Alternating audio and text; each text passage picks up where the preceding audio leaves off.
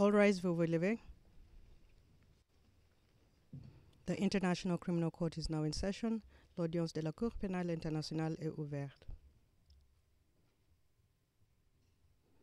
Please be seated. Veuillez vous asseoir.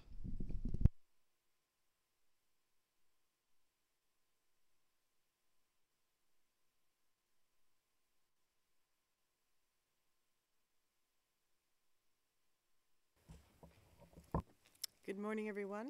Bonjour à tous. Madame le greffier, veuillez s'il vous plaît citer l'affaire. La greffière d'audience. Bonjour Madame le Président. Situation en République du Mali. Affaire le procureur contre Al-Hassan Al-Ahboud Aziz Ak Mohamed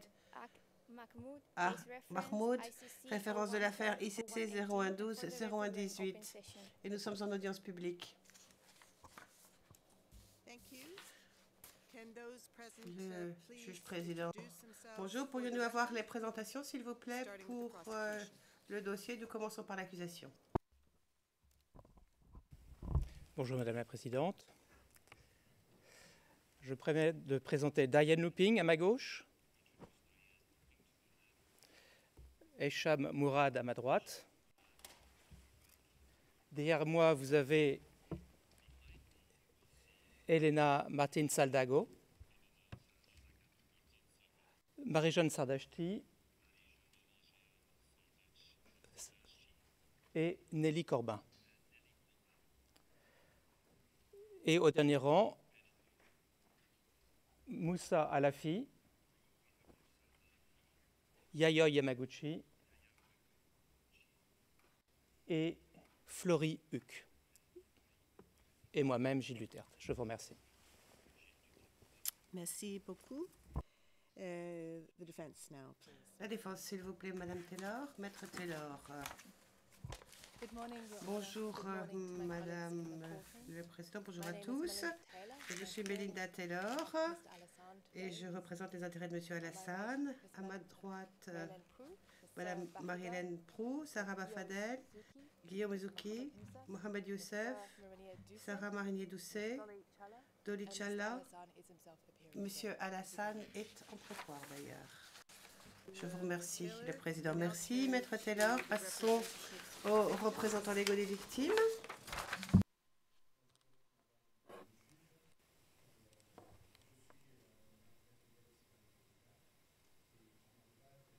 Confrère Mayombo, il y a mon confrère Mayombo Kassongo et derrière, à gauche, nous avons Madame Claire Laplace et Madame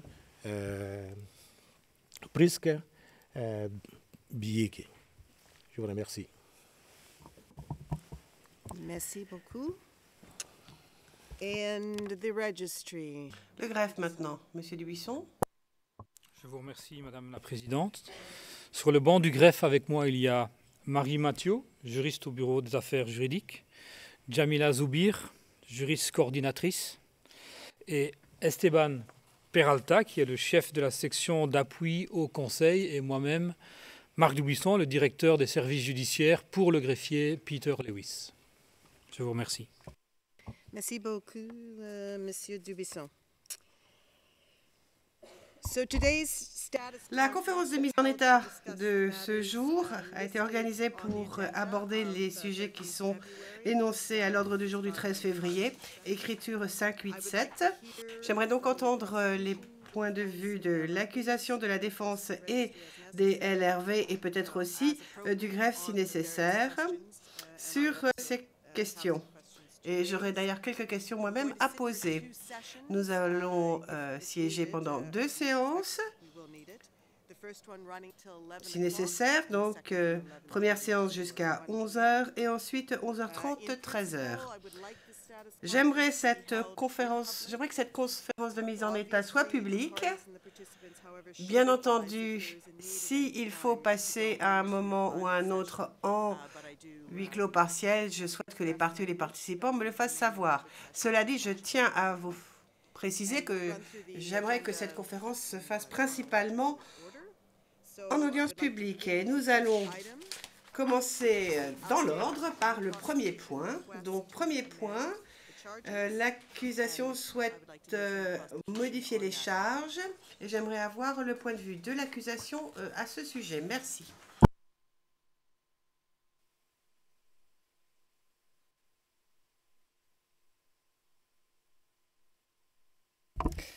Merci Madame la Présidente. Sur la question de la requête aux fins d'amendement, l'accusation, comme vous avez pu le voir, a déposé sa requête aux fins d'amendement et de correction de la décision de confirmation des charges le 31 janvier 2020. C'était le filing 568. 568. Cette requête était assortie de 4 annexes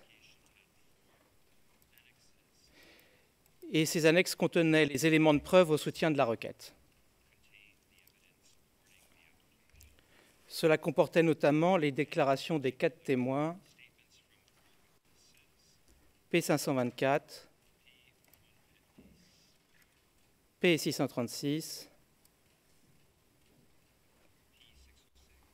636, P0639 P0638 et P0641.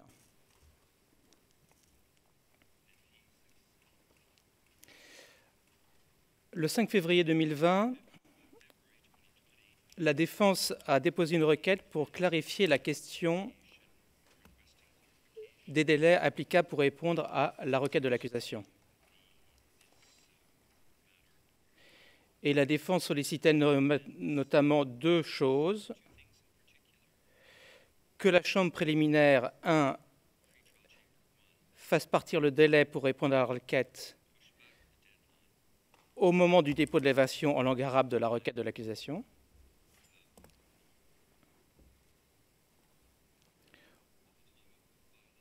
De la version en langue arabe de la requête de l'accusation. Et la défense sollicitait également la suspension de tout délai pour répondre à la requête de l'accusation.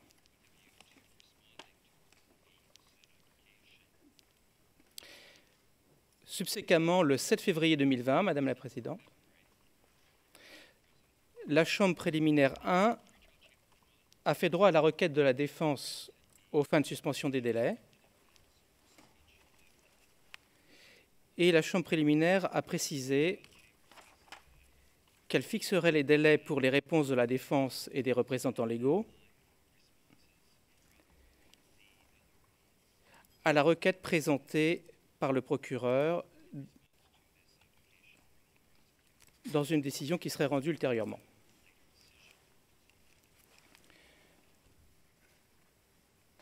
Le 14 février 2020, l'accusation a déposé elle-même des observations concernant la requête de la défense du 5 février 2020. Et l'accusation s'est prononcée sur le point de départ du délai pour répondre et sur la durée du délai pour répondre.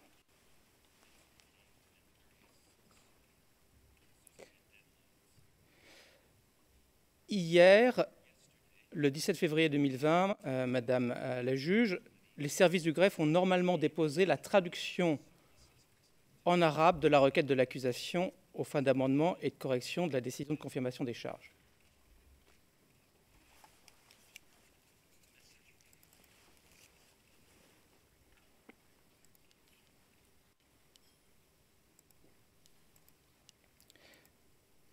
Je répète donc, les services du greffe ont normalement déposé la traduction de la requête de l'accusation aux fins d'amendement et de correction de la décision de confirmation des charges. Les services du greffe avaient très aimablement accepté de se charger de ce travail, mais je n'ai pas encore vu la notification, mais cela devrait sans doute venir aujourd'hui. Toujours hier, le 17 février, L'accusation a communiqué le paquet préconfirmation in crime numéro 52, contenant les traductions expurgées en arabe des déclarations écrites des 4 témoins dont j'ai mentionné les P-numbers précédemment.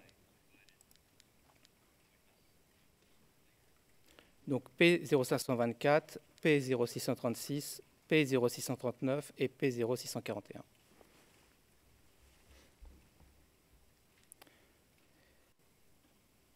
C'est pas traduit. Bon.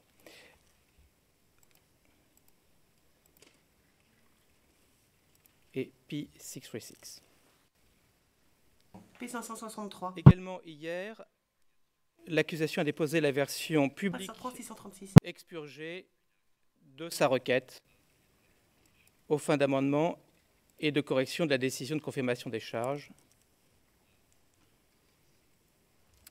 telle que cela avait été sollicité par la Chambre préliminaire 1. En conclusion, c'est maintenant dans les mains de la Chambre préliminaire 1, Madame la juge, puisque les statements ont été communiqués en langue arabe. La traduction de la requête de l'accusation ne devrait pas tarder. C'est ce qu'avait promis le greffe hier. Et peut-être que M. Dubuisson peut confirmer, je n'en sais rien s'il est au courant de l'information. Et donc maintenant, la Chambre est en position de pouvoir fixer les délais pour répondre. Et nous avions souligné dans notre requête la nécessité de processer rapidement compte tenu du début du procès que vous avez fixé au 14 juillet de cette année. Voilà les quelques éléments que je souhaitais indiquer.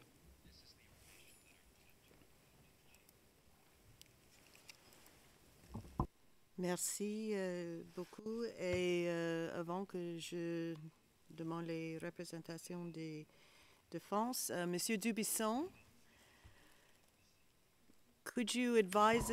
pourriez-vous nous dire si vous savez quoi que ce soit à propos de l'état des traductions? Je ne peux malheureusement pas vous répondre, mais je suis occupé à essayer de récolter l'information le plus rapidement possible. Merci. Merci. Et si vous apprenez quoi que ce soit rapidement, veuillez, s'il vous plaît, nous le faire savoir et je vous donnerai la parole. Maître Taylor, c'est à vous. Merci, Madame la Présidente. À ce stade, et étant donné que la demande d'amendement des charges est à l'étude devant la Chambre préliminaire, nous nous limiterons à faire quelques remarques d'ordre général. D'abord, nous observons que la requête a été déposée relativement tard dans la procédure, c'est-à-dire entre 4 à 6 mois après la récolte des nouvelles déclarations de témoins dont M. Duterte nous parle. Et après, en outre, que la Chambre ait eu fixé la date d'ouverture du procès au 14 juillet. Au surplus, la requête a été déposée sans qu'une version arabe de la requête et des déclarations de témoins ne soient communiquées à la défense. Les documents en version arabe n'ont été reçus qu'hier. Alors je confirme que nous avons effectivement reçu la traduction de la requête du procureur hier après-midi. Mais c'était plus de 2 semaines après le dépôt de la requête. Alors, dans ce contexte, il serait malvenu de faire porter à la défense la responsabilité de tout délai qui pourrait survenir, puisqu'il est indéniable d'abord que la requête d'amendement n'est pas d'importance mineure, malgré ce que nous en a dit l'accusation dans la requête elle-même, et deuxièmement, que la défense a le droit de bénéficier non seulement du matériel pertinent en langue arabe, mais aussi du temps nécessaire pour consulter M. Alassane et pour préparer une réponse détaillée sur les nouvelles accusations portées par le bureau du procureur. Je voudrais revenir sur un élément que M. Duterte a abordé tout à l'heure et faire une clarification. la défense n'a pas demandé de délai supplémentaire dans ses écritures du 5 février, mais a bien demandé des clarifications sur les délais applicables et a demandé le respect des droits fondamentaux de M. Alassane, tout simplement. D'autre part, la situation est entièrement dans les mains de la Chambre préliminaire et celle-ci n'a à ce jour ni fixé de délai pour le dépôt de la réponse de la défense, ni décidé de la tenue ou non d'une audience pour entendre les arguments sur le fond. La défense veut d'ailleurs souligner à cet égard que, bien que la Chambre préliminaire soit saisie de la requête d'amendement, il n'est pas souhaitable que cette Chambre et la vôtre soient parallèlement saisies de questions telles que les mesures de protection des témoins, puisque seule la Chambre de première instance est compétente à ce stade pour trancher toutes les questions relatives à la procédure en cours. À cet égard, la défense a approché le bureau du procureur pour comprendre si effectivement la Chambre préliminaire était parallèlement saisie de certaines de ces questions. Nous n'avons pas eu de réponse claire à nos demandes. Alors pour terminer brièvement, la défense a déjà dit et réitère aujourd'hui qu'elle ne souhaite sous aucune considération retarder l'ouverture du procès ou modifier les délais déjà fixés par Madame la juge unique, étant entendu que M. Alassane est en détention depuis près de 3 ans et qu'il bénéficie du droit fondamental à des procédures expéditives. Pour le reste, la défense fera valoir ses arguments sur le fond devant la Chambre préliminaire et s'en remettre à cette dernière pour qu'elle rende une décision dans les meilleurs délais. Merci, Madame la Présidente. Merci, Council. Thank you very much. Je crois que les positions sur ce point ont été actées au compte rendu. C'est une question dont est saisie la Chambre préliminaire. C'était des informations qui font partie maintenant du dossier. Ces informations sont importantes. Il convient de les communiquer à la Chambre préliminaire. Je pense que pour le moment, nous en avons terminé de ce premier point, à moins que quelqu'un ne souhaite apporter des compléments d'information. Non, je ne vois que personne ne semble vouloir prendre la parole. Très bien, passons au point suivant à l'ordre du jour, à savoir l'état d'avancement des dépôts ex parte qui figure déjà au dossier de la Chambre préliminaire. C'est une question qui a été, c'est un point qui a été ajouté à l'ordre du jour par la défense en indiquant qu'il y a environ une trentaine de documents ex parte qui sont en cause. Et j'aimerais donc donner la parole à la défense sur ce point. Merci beaucoup. Nous n'en avons pas pour très longtemps, en fait. Nous avons identifié le fait qu'il semble qu'il y ait un grand nombre de pièces ex parte. Nous avons transmis cela à la partie adverse hier. On a pensé qu'il y en a à peu près 25.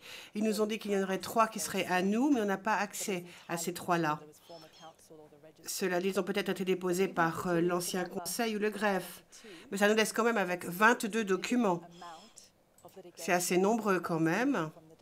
C'est un nombre de pièces dont la défense ne dispose pas qui est importante.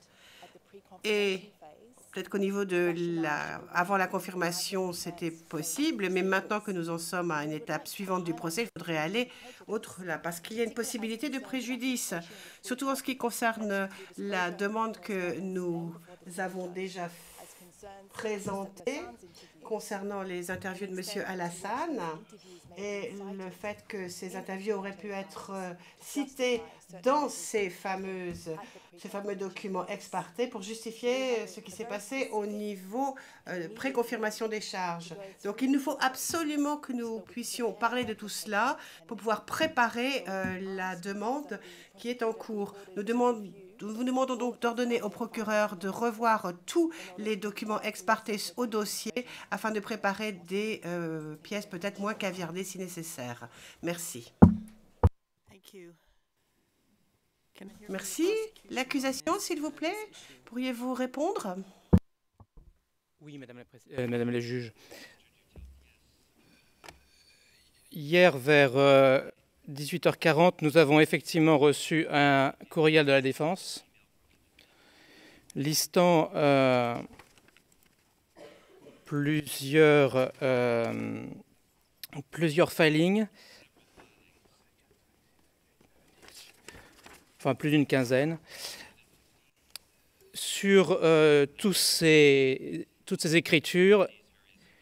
Il n'y a que 5 écritures qui proviennent de l'accusation pour laquelle la défense n'a pas accès. Il y en avait une 6e qui était listée, mais en fait, ils ont accès à une version qui doit être expurgée. Donc, d'une part, nous allons revoir ces filings aux fins de proposer, quand c'est possible, et de déposer une version confidentielle expurgée.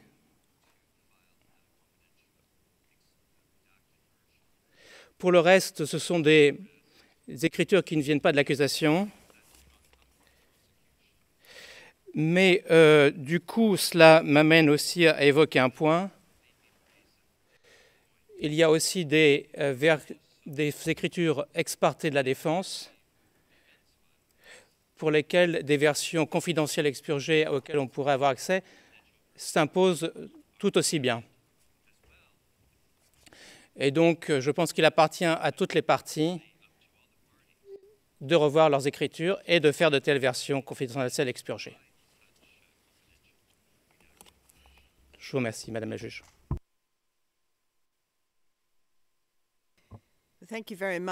Merci beaucoup. Je crois qu'on peut presque contourner le problème, ou en tout cas le résoudre rapidement. Je suis d'accord avec ce qu'a dit l'accusation.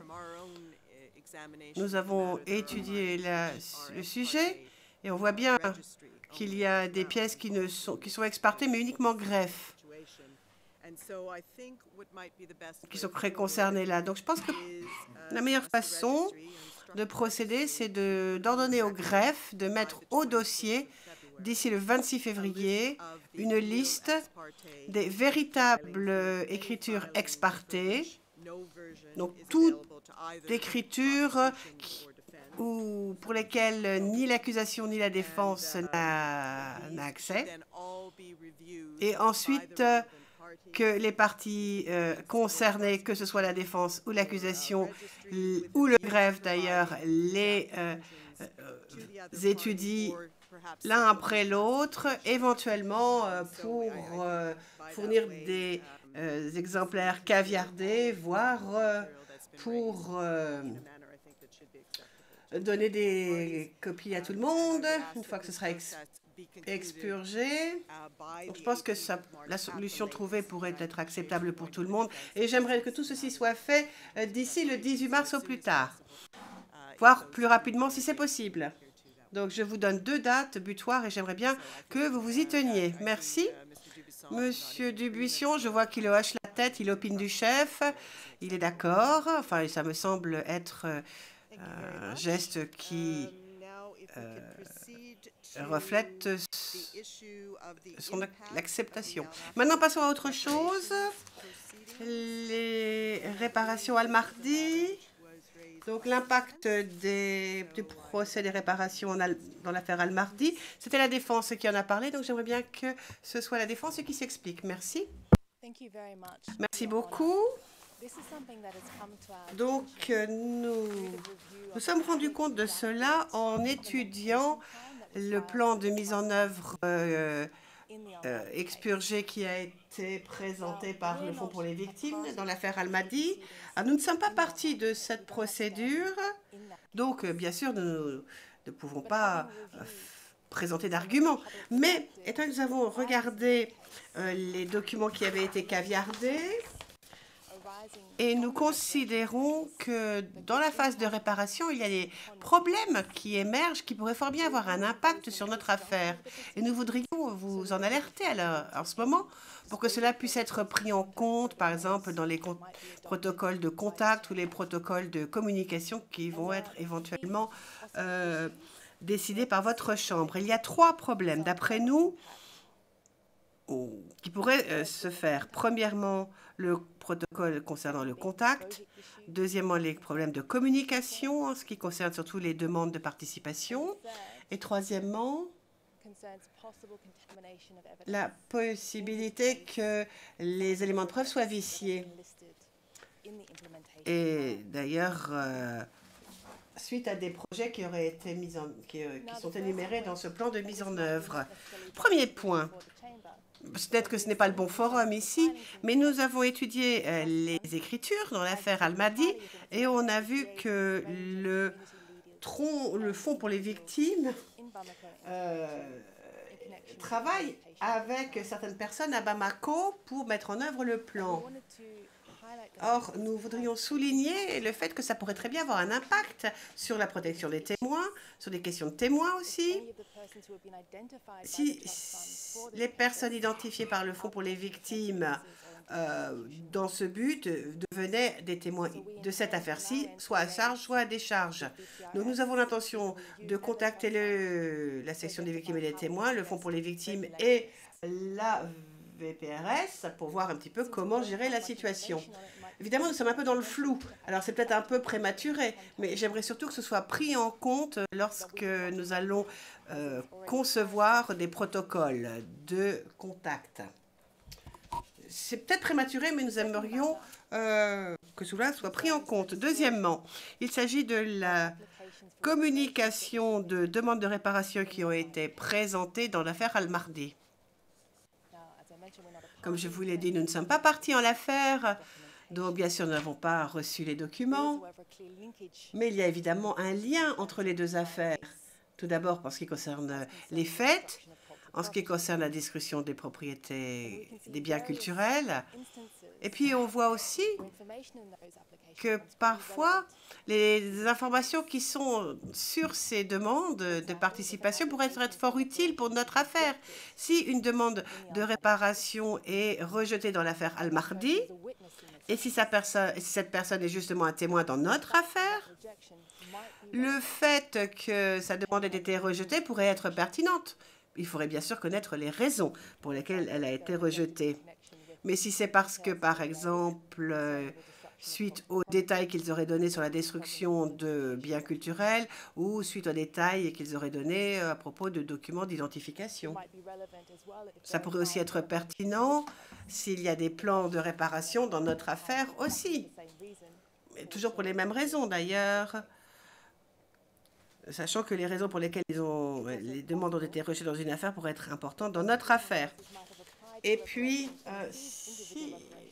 il se pourrait aussi que les témoins d'accusation aient demandé des réparations dans l'affaire Al-Mahdi, mais pas dans cette affaire-ci, ou voire dans les deux. Donc, il faudrait de toute façon que nous sachions quel est le statut de ces témoins et nous ne pouvons pas savoir s'ils ont un statut double dans l'autre affaire.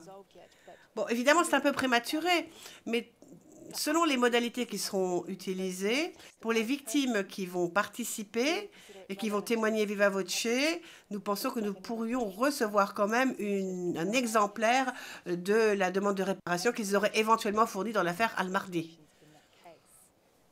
Nous aimerions aussi savoir s'ils vont recevoir bel et bien des réparations dans cette affaire. Et nous comprenons bien, nous ne sommes pas partis à l'autre affaire, mais il y a peut-être une solution pour les témoins à charge, par exemple, et la procuration pourrait peut-être entrer en contact avec la VPRS pour identifier quels sont les témoins qui ont eu le droit de participer dans l'affaire Al-Mahdi ou ceux qui ont reçu une réparation quelconque. Donc, et tout comme nous suggérons qu'il y ait des demandes de non caviardées qui viennent de nous et qui iraient à la partie adverse, nous aimerions que l'inverse se fasse aussi. Maintenant, pour ce qui est du troisième point,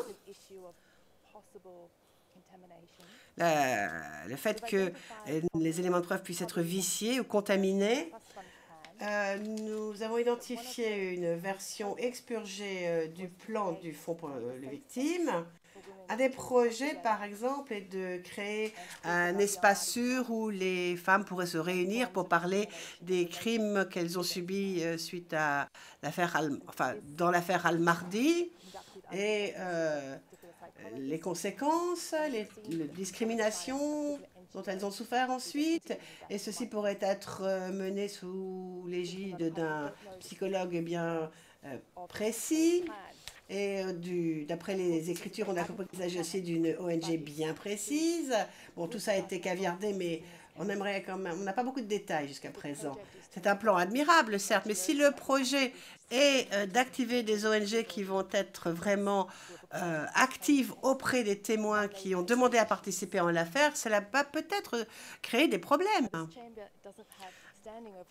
Bien sûr, cette chambre ici n'a rien à voir avec le plan de réparation dans l'affaire Al-Marti, mais ils ne pouvaient pas faire grand-chose peut-être à l'heure actuelle, mais nous aimerions être au courant, savoir où en est ce projet, si le projet a commencé, si le projet pourrait être retardé éventuellement pendant le procès.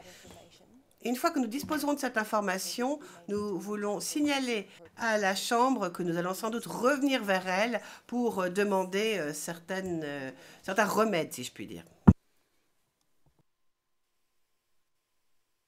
Thank you very much. La présidente, merci beaucoup, Maître Taylor.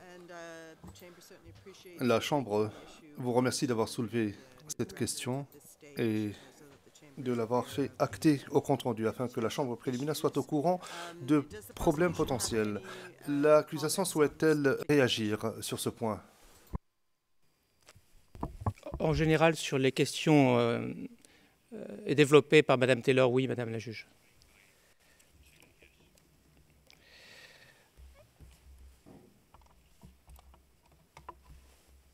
Je voudrais simplement commencer par dire que, comme, et je vais citer la Chambre 8 à ce point, dans son ordre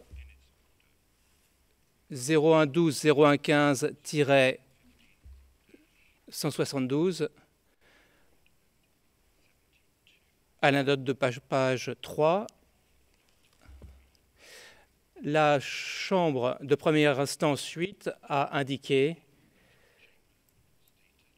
que les parties pour les questions de réparation sont entendues comme étant la défense et les représentants légaux des victimes. Et donc, l'accusation n'est pas effectivement partie à ce processus de réparation. Plusieurs points qui sont soulevés par la défense et concernant effectivement des témoins de l'accusation qui pourraient être concernés par ces questions de réparation. Alors je me réfère à nouveau à la Chambre de première instance 8 et je cite la Chambre 8 indique que les personnes individuelles qui sont légitimes à demander réparation sont limitées, et je cite, à ceux whose livelihoods exclusively dependent on protected buildings. La vie dépend précisément de ces lieux protégés. À ceux whose ancestors' burial sites were damaged. Dont les lieux ancestraux ont été endommagés. Parmi les témoins de l'accusation, comme ça, à chaud, à première vue, il est peu probable qu'on ait des individus qui tombent dans ces catégories. Alors effectivement, on a des témoins qui ont témoigné en salle d'audience dans l'affaire Al-Mahdi, mais c'était des témoins experts qui ne tombent pas dans cette catégorie. Cela étant, je pense qu'on peut se rapprocher de la Chambre 8 pour leur proposer le système suivant, c'est-à-dire donner à VPRS la liste de nos témoins afin, pour VPRS, de vérifier si parmi ces témoins, d'aucuns ont eu des demandes qui ont été rejetées aux fins de réparation ou ont obtenu quelque chose dans le processus de réparation ou sont censés en obtenir quelque chose dans les temps qui viennent. Je crois que c'est une manière de clarifier les choses et de partir avec une table bien claire et bien rase. Maintenant, pour la question de la contamination, c'est évidemment quelque chose que la défense peut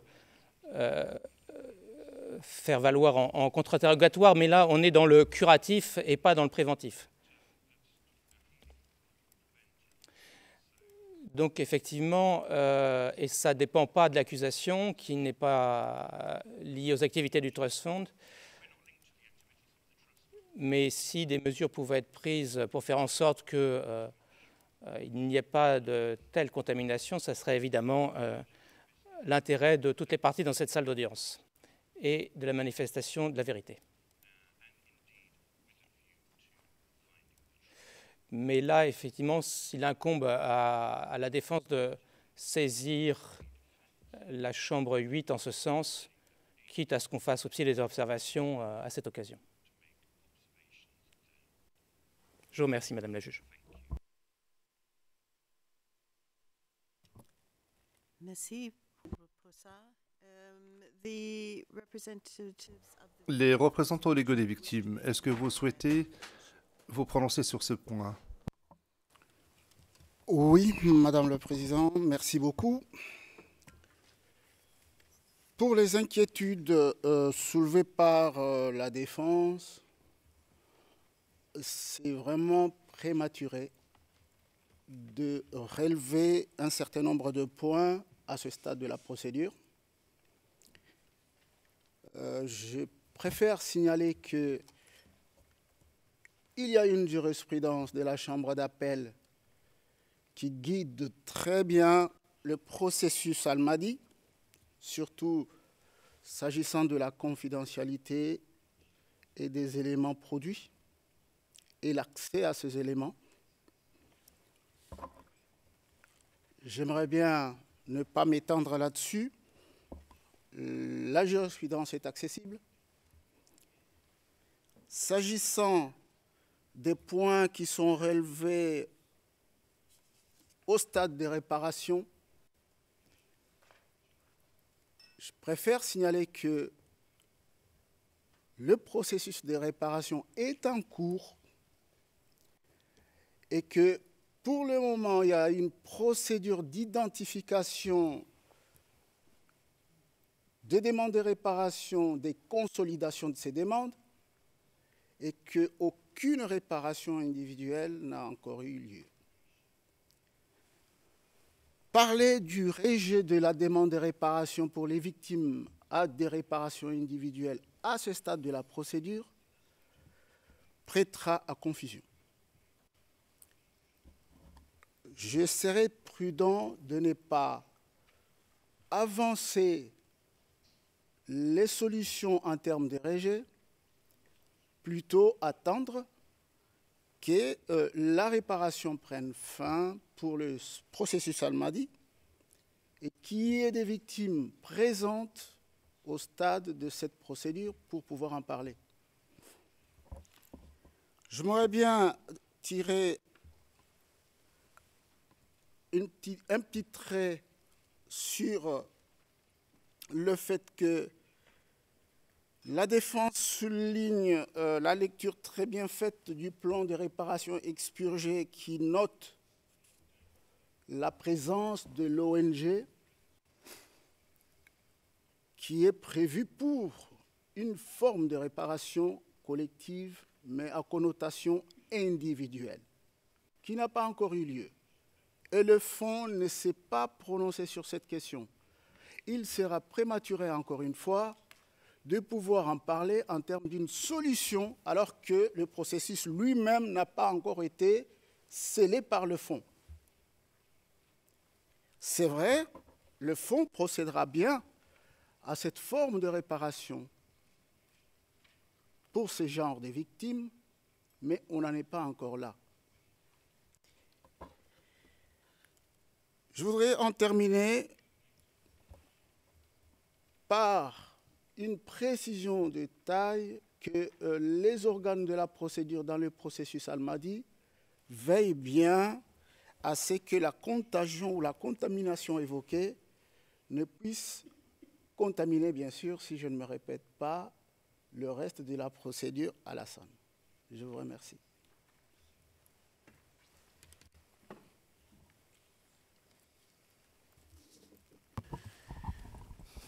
Oui, merci Madame le juge de me passer la parole. Je voulais compléter l'intervention de mon confrère en suggérant peut-être une piste.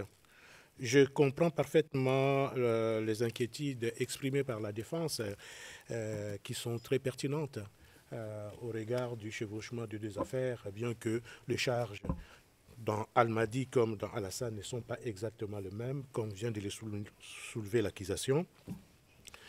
Mais il y a quand même de quoi se poser des questions, surtout au moment où on est occupé à discuter du protocole sur la confidentialité et les contacts, en sachant qu'il y a des victimes dans Al-Mahdi qui participent aussi dans Alassane, même sous d'autres charges que dans la première affaire. Et au niveau de Al-Mahdi, actuellement, il y a plusieurs acteurs qui interviennent, qui sont en contact avec le victime. Il y a la VPRS, il y a certainement VW, il y a les fonds au profit des victimes. Et à ce stade, garantir la confidentialité et le mécanisme des contacts avec ces victimes risque d'être un peu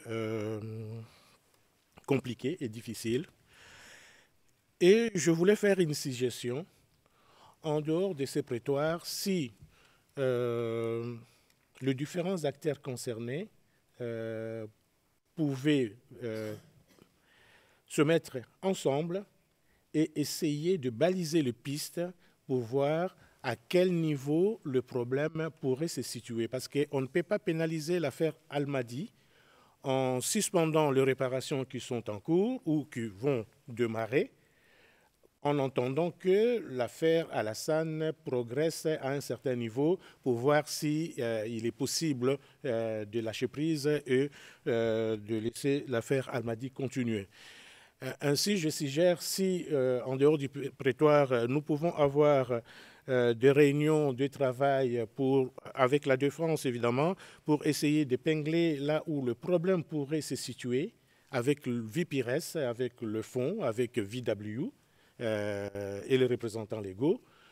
Et à l'issue de ces travaux ou de ces discussions, saisir soit la chambre 8 ou revenir devant votre chambre pour présenter exactement le problème ou les risques qu'il y aurait entre les victimes participantes dans l'affaire Al-Mahdi et Alassane pourrait occasionner ou s'il y aurait entrave par rapport aux travaux soit de l'accusation ou de la défense, voire des représentants légaux des victimes. Je vous remercie.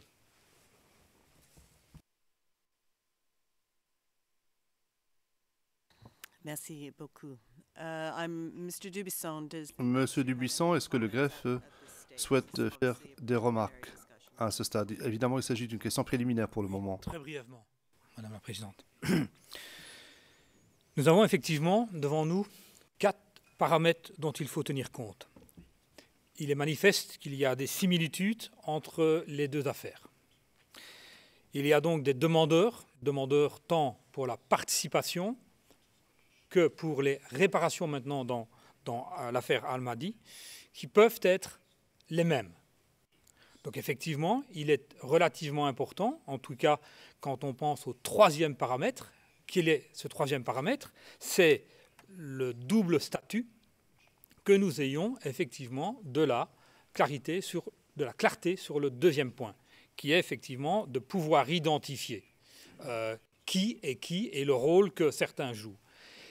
Il y a un quatrième paramètre qui n'a pas été évoqué ici. Tout le monde parle à ce stade de la procédure. C'est extrêmement important, par contre, que nous soyons clairs sur les statuts au moment où le double statut sera matérialisé par la personne qui prend la parole en cette audience.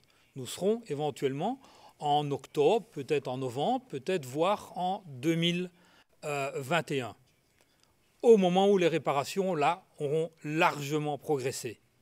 Et donc là, effectivement, il y aura effectivement potentiellement un problème que certains ont nommé de contamination. Alors, le fond, normalement, s'il n'y avait pas eu l'affaire Al-Mahdi, il y aurait eu potentiellement peut-être le second mandat du fonds qui se serait exercé. Et quand ce second mandat s'exerce, le Trust Fund n'a pas intérêt à connaître, ne souhaite pas connaître quel est le statut des victimes pour lesquelles ils interviennent. Il se fait ici que, alors que le second mandat ne s'exerce pas dans l'affaire Al-Hassan, il y a les réparations dans l'affaire Al-Mahdi, où là, effectivement, quand on parle de collectif mais individuel, les noms des personnes sont connus. Et la personne qui viendra en salle d'audience, elle saura si, effectivement, une forme de réparation, quelle qu'elle soit, lui a été attribuée avant que cette personne vienne témoigner. Donc, effectivement, il serait nécessaire, effectivement, je pense, de pouvoir identifier quel est exactement le statut de la personne, de cette victime, qui pourrait être également un témoin, qui pourrait être dans les deux affaires. Je pense qu'il serait important de pouvoir les identifier. Pas pour une transmission au fond, qui ne souhaite pas les recevoir, bien entendu, mais pour pouvoir gérer davantage la qualité et la crédibilité d'un témoin dans cette affaire. Effectivement, le greffe est un organe neutre. Nous avons beaucoup d'informations, tant de l'unité pour la protection des victimes et des témoins, qui travaille avec la partie qui appelle le témoin, le procureur, mais également la défense plus tard, et également les représentants légaux des victimes, qui peuvent aussi appeler des témoins. Donc, il y a une information qui est contenue là. L'unité pour la participation des victimes et pour les réparations a également ce genre d'informations. Seulement, nous protégeons et nous faisons en sorte qu'il n'y a pas d'échange d'informations quand nous n'avons pas une clé juridique pour le faire. Il y a un argument supplémentaire qui s'applique ici, qui est le fait que les décisions qui sont prises dans l'affaire Al-Mahdi, ce sont des décisions qui sont prises également par le judiciaire, par une chambre, par des juges, et donc il est indispensable pour nous également de retourner vers la chambre en charge des réparations Al-Mahdi pour également avoir l'autorisation de pouvoir éventuellement avoir accès à certaines informations. Effectivement, donc nous pouvons collecter ce genre d'informations, nous pouvons éventuellement les transmettre à la chambre, à vous-même, mais effectivement, il faut voir quand est-ce que ces réparations éventuellement pourraient prendre place. Et je pense qu'elles pourront prendre place au moment où ce sera le moment des témoignages. Donc, je comprends parfaitement qu'il est indispensable, dans le cadre d'un procès fair et équitable donc, et rapide, que nous ayons de la clarté sur cette information spécifique. Je vous remercie. Merci pour ça, Monsieur Dubuisson. À nouveau, je remercie la défense d'avoir soulevé cette question. Je pense que tout un chacun a pu exprimer son point de vue sur la question. À l'évidence, il s'agit d'un exemple qui illustre bien la structure complexe du statut de Rome, en ceci que nous avons différents acteurs qui entrent en ligne de compte, y compris le Fonds au profit des victimes, qui est un organe indépendant et qui concerne deux affaires. Donc la situation est complexe.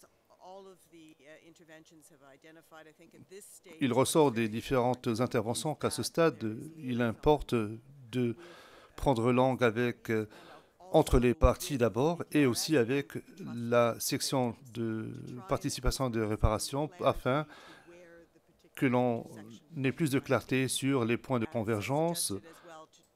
Il a également été dit qu'il conviendrait d'identifier les questions bien précises qui concernent les témoins qui ont un double statut.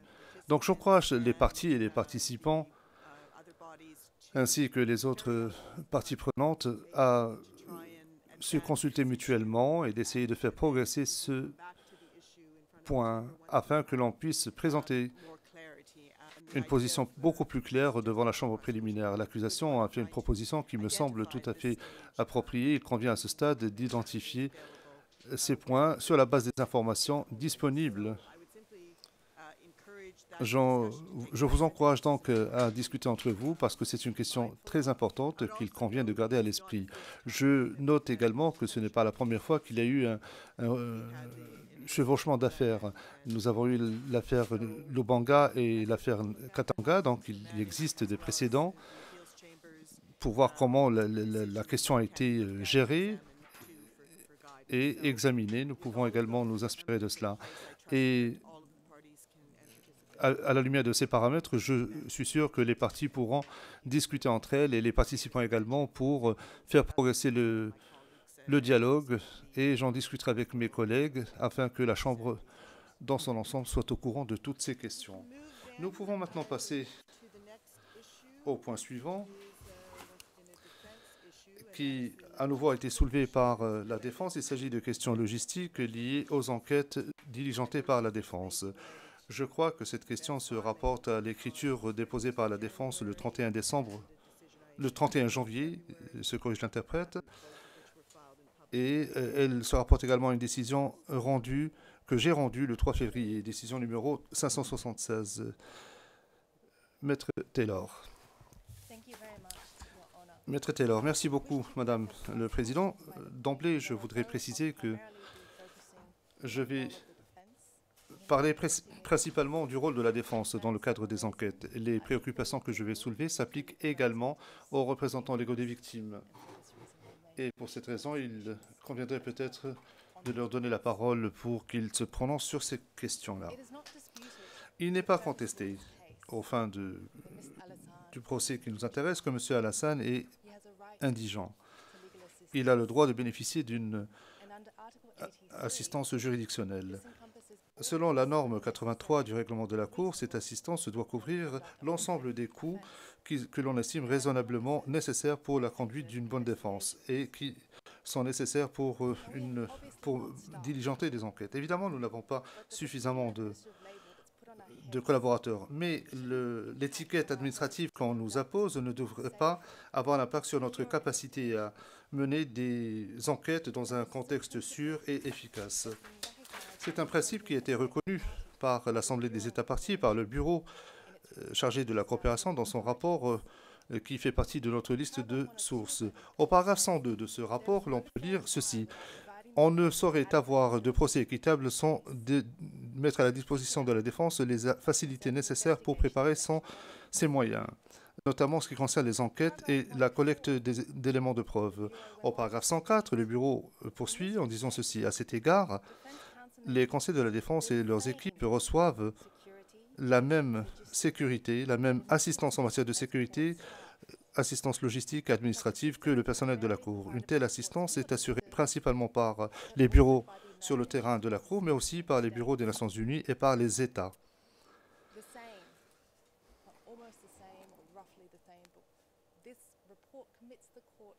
Ce rapport, donc, engage la Cour à assurer le même niveau de sécurité à la défense. Ce principe, à savoir que nous avons le droit au même niveau de sécurité et d'assistance logistique administrative que le personnel de la Cour, est crucial pour assurer la conduite d'un procès équitable et le droit d'appeler à la barre des témoins dans les mêmes conditions que l'accusation.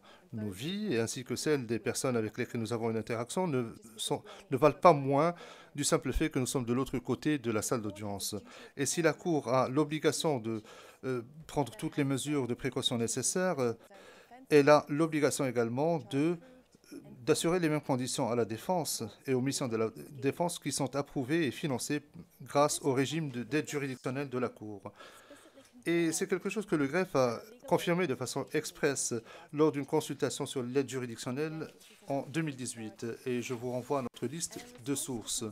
En réponse à des préoccupations soulevées par le chef, la chef du bureau du Conseil public pour les victimes, s'agissant des considérations de sécurité dans des zones à risque élevé, le directeur des services de la Cour a dit ceci.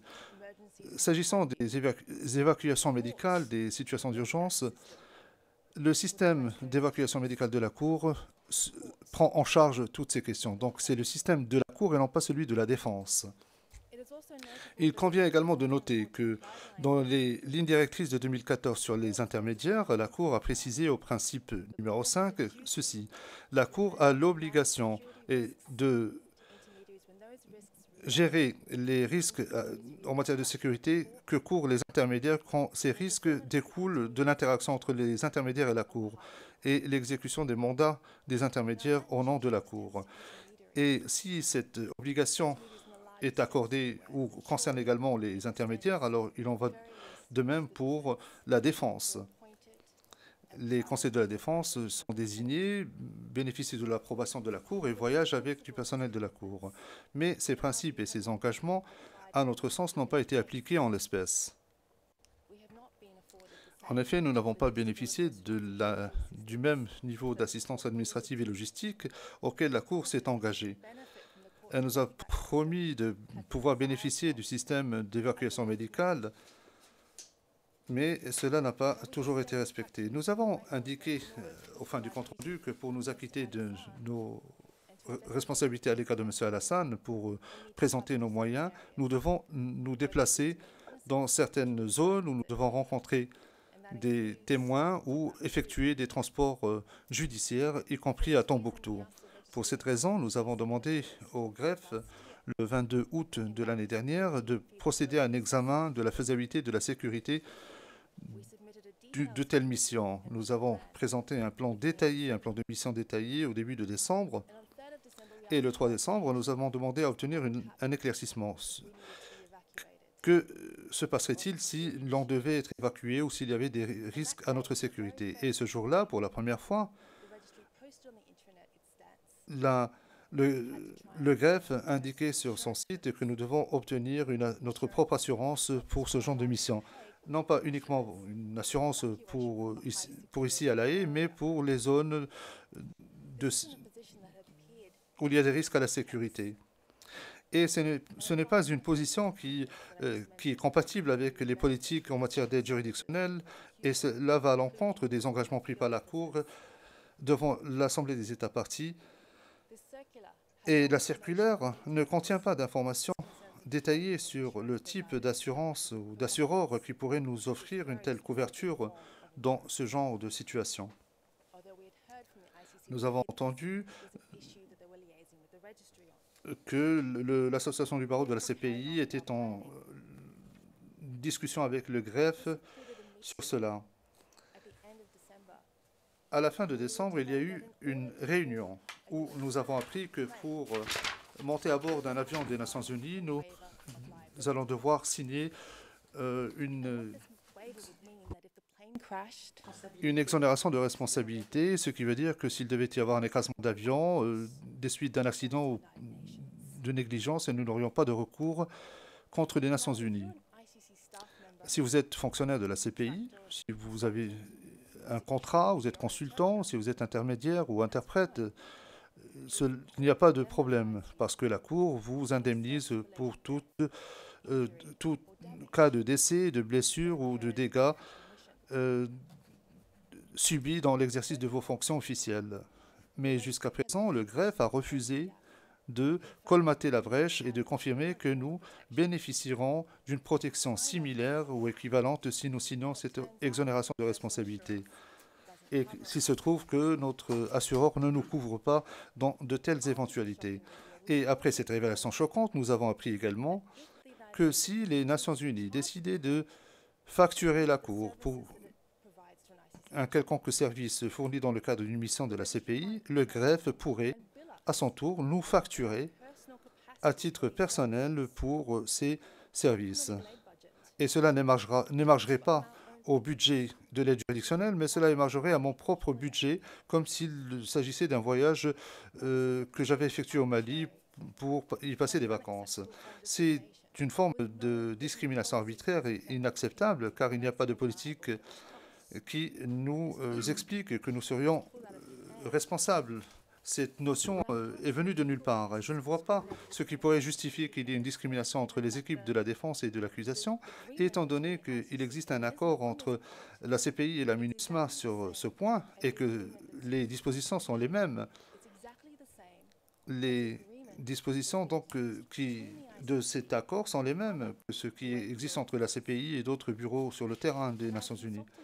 J'ai consulté d'autres équipes de défense qui se sont rendues au Congo et en République centrafricaine et aucune autre équipe de la défense ne s'est fait dire que les conseils seraient tenus personnellement responsables pour ce genre de coûts.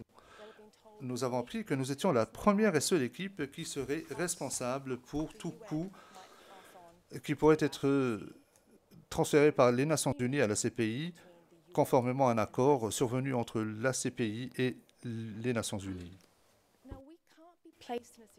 Nous ne pouvons pas être placés dans une situation où il n'y a pas de clarté en ce qui concerne ce qui peut nous arriver lorsque nous allons en mission. On ne peut pas croiser les doigts comme ça et espérer que rien ne nous arrive et que nous n'allons pas recevoir une facture lourde dans nos courriels. C'est une situation absurde qui n'est pas cohérente avec le devoir du greffe, règle 20 du règlement, de nous apporter toute l'assistance nécessaire et raisonnable de manière à ce que nous puissions nous acquitter de nos enquêtes de manière indépendante et effective. Si le greffe approuve un régime d'aide judiciaire, alors c'est ce régime qui doit prendre en charge les coûts et dépenses qui découlent de la mission approuvée. Mais si la Cour nous demande de signer un formulaire d'exonération de responsabilité comme faisant partie intégrante de cette mission, alors la Cour a l'obligation corollaire de s'assurer que nous bénéficions d'une forme de protection en ce qui concerne les conséquences qui pourraient découler de la signature de ce formulaire. J'aimerais insister que ce que nous demandons ici n'est pas exceptionnel, n'est pas unique. C'est un droit que la CPI a étendu à des non-fonctionnaires, y compris des contractants, des consultants. C'est un des fondements des principes fondamentaux de droit s'appliquant aux organisations. Et le droit et je voudrais faire référence à cet égard à un rapport de 2017 du groupe de travail de haut niveau des Nations Unies sur le devoir de diligence qui dit que c'est un devoir de diligence fondamental pour le personnel non fonctionnaire, qu'il s'agisse quel que soit le régime de droit en cause, qu'il s'agisse du common law ou d'un autre, et que cela fait partie de la jurisprudence du tribunal administratif des Nations Unies et que cela doit s'appliquer à tous les fonctionnaires des Nations Unies qui travaillent pour les Nations Unies ou qui ont un contrat avec les Nations Unies. Et donc, cela doit s'appliquer également à la CPI en tant qu'organisation internationale. Un rapport de 2019 de la même commission a identifié 5 piliers essentiels en ce qui concerne le devoir de vigilance pour les non-fonctionnaires qui sont en mission officielle. Et ces piliers, on peut les résumer en 3 points. Le pré-déploiement pour qu'il y ait des services médicaux appropriés. Ensuite, que nous puissions bénéficier d'un régime de sécurité et d'évacuation pendant le déploiement. Et puis ensuite, après le déploiement, qu'il y ait des mécanismes de compensation en cas de préjudice durable ou de blessure. Ce devoir de garantir que nous soyons effectivement couverts par une forme de protection appropriée n'est pas prise en compte lorsqu'on nous renvoie simplement vers des compagnies d'assurance choisies un peu au hasard sans autre forme de vérification pour constater qu'elles puissent nous couvrir en cas de circonstances exceptionnelles. Nous avons reçu la réponse que nous avons mise en annexe ici. Désolé, on ne peut pas vous aider. C'est quand même le pur bon sens qu'une assurance ne va pas nous rembourser pour un coût non spécifié que le greffier nous renverra ou peut-être pas. Il faut qu'il y ait des critères. Même des compagnies d'assurance couvrant des situations de haut risque ne nous couvriraient pas s'il y avait des troubles politiques ou de l'insécurité avant la date du voyage. Et ils ne couvriraient que les dépenses liées aux coûts encourus par les fournisseurs préapprouvés. Vous verrez ce que nous avons mis en annexe. Il y a toute une série de circonstances. Si le Mali, par exemple, nous accusait de violer le droit national, si nous étions accusés d'être associés avec des terroristes. Bon, donc nous sommes dans les limbes et nous ne pouvons pas couvrir non plus notre personne ressource si celui-ci doit voyager au Mali ou utiliser un avion des Nations Unies. Nos missions dans ces zones de haut risque sont déjà suffisamment stressantes sans qu'en plus nous devions débattre ici des risques à mi-déploiement.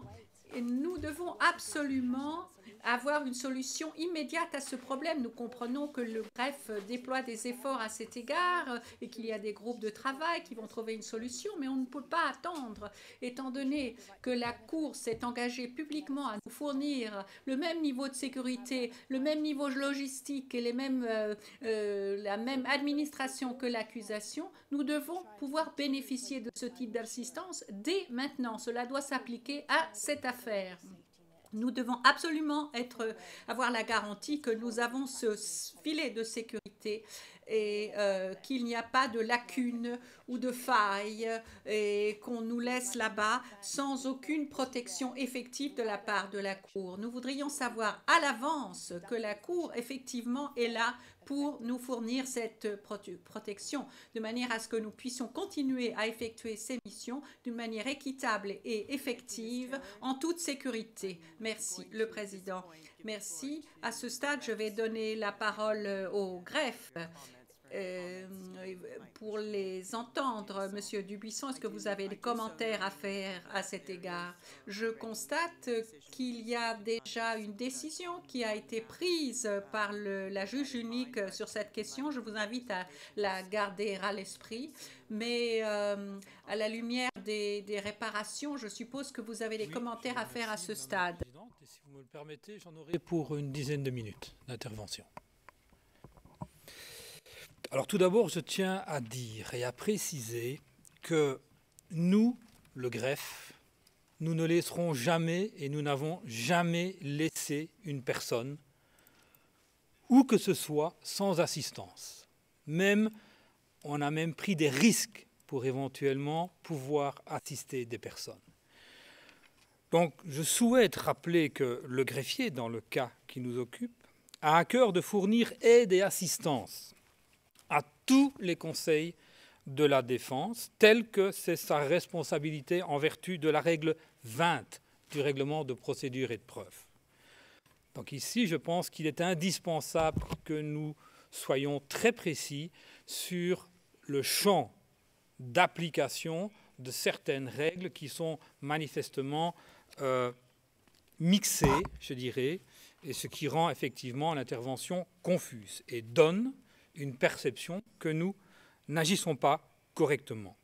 Donc dans ce cadre, dans le cadre d'une mission qui nous occupait, tout était en place pour la récente mission du Conseil.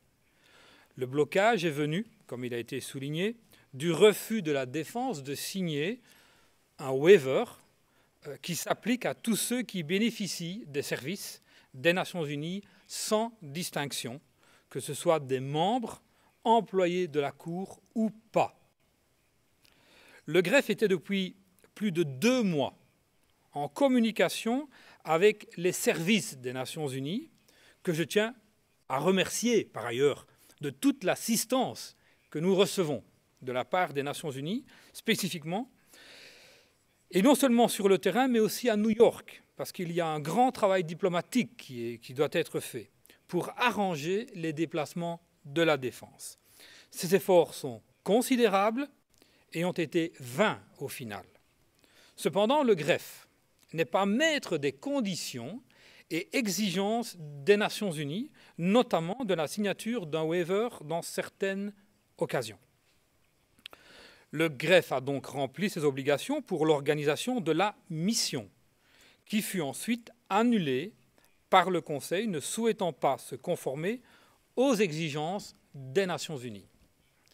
Il est bon de rappeler que dans le respect de la règle 20 du règlement de procédure et de preuve, le greffe organise et facilite ses missions de la même façon pour d'autres équipes de défense ou de représentants légaux, pour la même destination ou le même type de destination et depuis des années. Je tiens particulièrement à souligner que pendant la période dont on fait état, le représentant légal des victimes était sur place et a donc suivi toutes les conditions qui étaient les conditions que Maître Taylor n'a pas voulu suivre. Donc je tiens à le souligner parce que c'est effectivement juste un fait. Le fonds au profit des victimes y est également. Nos experts et les experts pour le fonds y sont allés également dans les mêmes conditions. Le problème désormais soulevé par la défense est la question très précise de la prise en charge de l'assurance pour des raisons non médicales en cas d'évacuation du fait d'actes de guerre. La défense semble utiliser cet aspect de l'organisation d'une mission pour soutenir que la Cour a de façon générale le même duty of care envers des conseils qu'envers ses employés, notamment au bureau du procureur.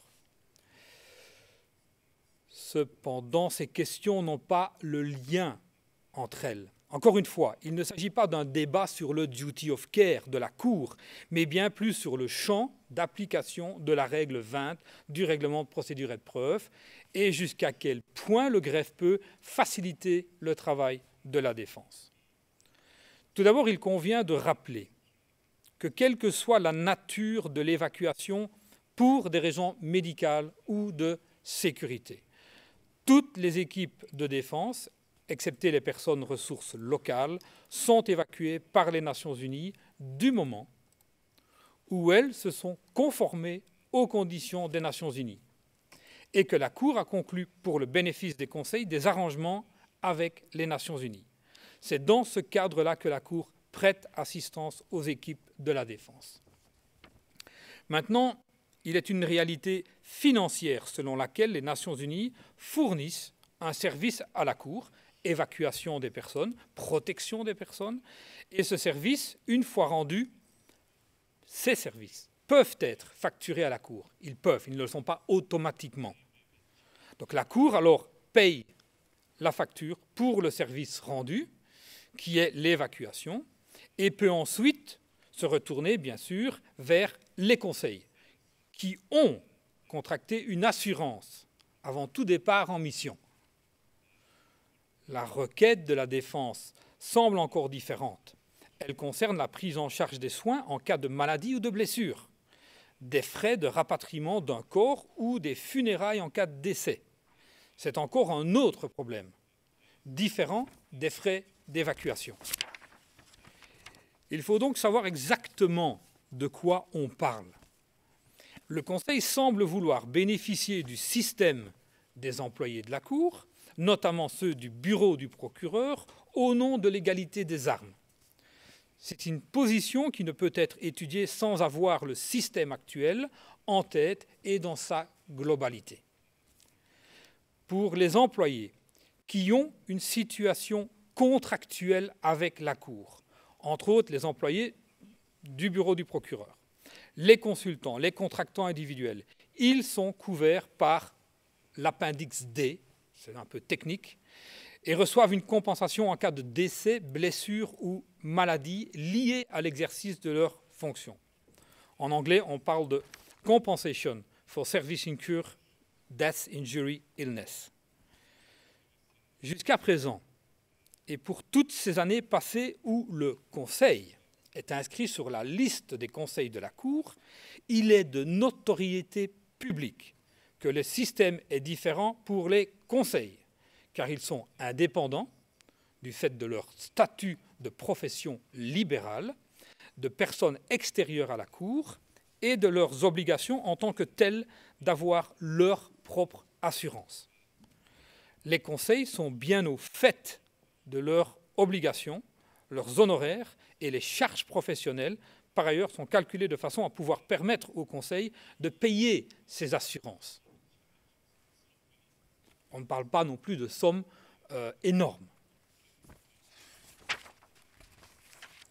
Comme expliqué à la défense, les coûts d'une telle assurance restent à la charge des conseils.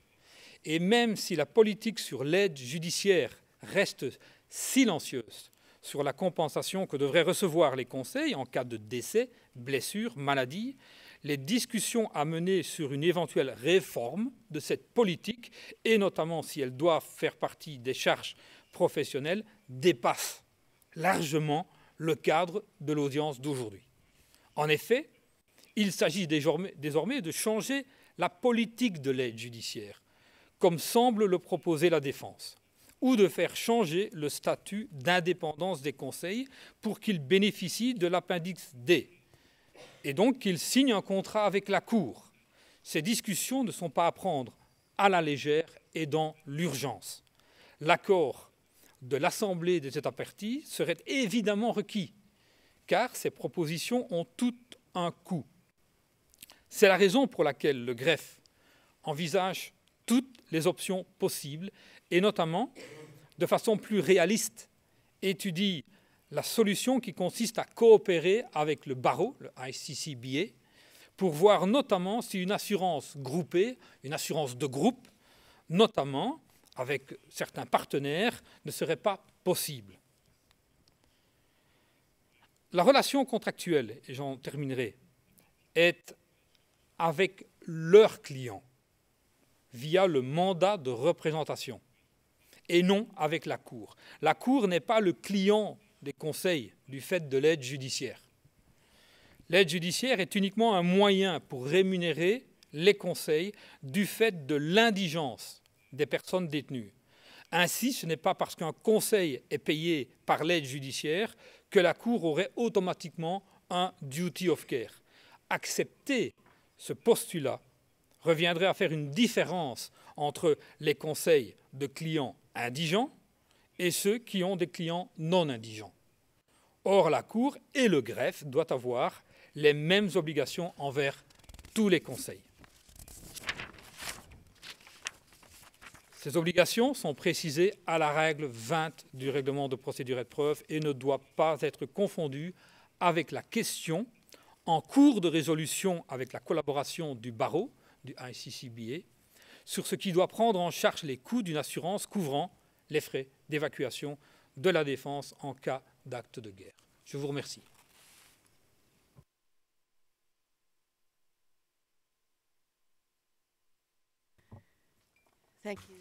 Le président. Je crois que les positions figurent au compte-rendu sur cette question. La position de la Chambre est reflétée dans la décision du juge unique que j'ai délivrée le 3 février. La question qui a été évoquée ici, il s'agit donc de l'application de la politique par le greffe de l'aide judiciaire et la Chambre n'a pas pouvoir pour superviser ce mandat du greffe. la Chambre a le pouvoir de réexaminer éventuellement des décisions spécifiques et nous avons réitéré que s'il y avait une décision spécifique à cet égard, eh bien, nous la réexaminerions dans le cadre statutaire. Nous sommes bien entendu tout à fait disposés à le faire. Je comprends, Maître Taylor, les préoccupations que vous avez soulevées et cette question doit absolument être résolue entre vous-même et le greffier par la poursuite de consultation. Donc, je vous inviterai effectivement à poursuivre la discussion de solutions possibles pour cette question et M. Dubuisson l'a indiqué. Il y a des discussions plus larges qui sont en cours sur ces questions et la Chambre interviendra éventuellement ultérieurement. Donc, je m'en tiendrai là sur cette question pour le moment. Je ne crois pas qu'il soit nécessaire pour les parties et participants d'intervenir ultérieurement à ce stade. Maître Taylor, je crois qu'il faut dire très clairement pour le compte-rendu que nous n'allons pas mener d'enquête si nous n'avons pas la sécurité nécessaire. Et oui, j'ai refusé de signer ce formulaire de dérogation et je ne vois aucun principe juridique, aucune obligation qui me contraignent à emmener mon équipe faire des enquêtes, accepter des situations où ils ne sont pas protégés. Le fait qu'il y ait d'autres entités qui l'aient fait, ça n'est pas un argument. En particulier lorsque ces entités auxquelles vous avez fait référence, pour l'essentiel, avaient été couvertes par la Cour. Donc, c'est peut-être une question que le greffe doit résoudre, mais en tout cas, la question en cause ici, c'est le droit de M. Al-Hassan à bénéficier d'enquêtes rapides. Et c'est cela qui est devant cette Chambre. Je le répète, je ne peux pas permettre que mes équipes aillent faire des enquêtes sans protection. Ça, c'est quelque chose de tout à fait clair. Et je ne vois pas que nous ayons des obligations légales de le faire. Il y a des solutions simple. Il ne devrait pas être nécessaire d'attendre qu'un groupe de travail trouve une solution alors que cela a un impact direct sur cette affaire. Et Madame Brooks et moi-même sommes toutes les deux au sein du barreau de la CPI. Mais nous ne connaissons pas les solutions qui ont été discutées là.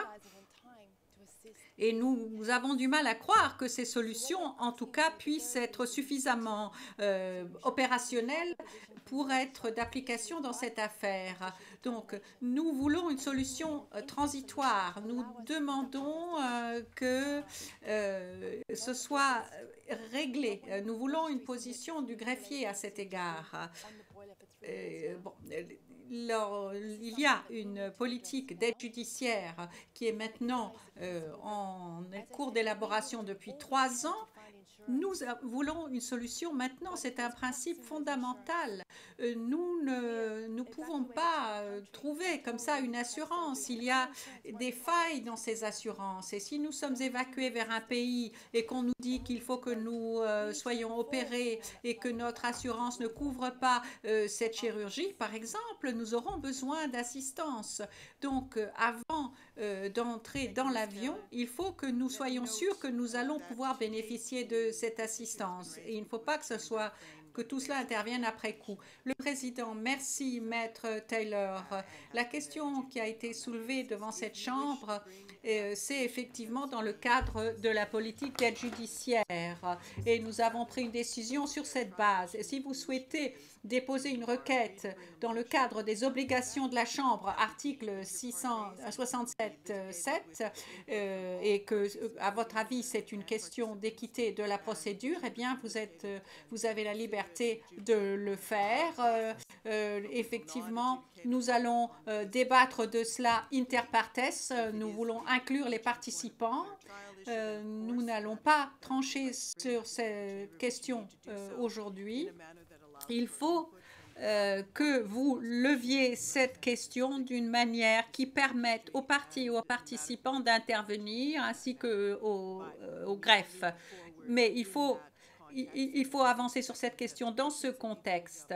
Et si effectivement cela affecte les enquêtes, il faut que nous traitions de cette question de manière tout à fait urgente, mais nous le ferons dans ce contexte. Je vais donc clôturer ce point à l'ordre du jour. Je pense que nous en sommes à 5 minutes de la pause initialement prévue. Je pense que, étant donné la nature des sujets que nous avons discutés maintenant et de la température, si je puis dire, dans la salle d'audience, nous allons faire une pause d'une demi-heure. Nous allons nous retrouver à 11h25 et reprendre les points suivants à l'ordre du jour.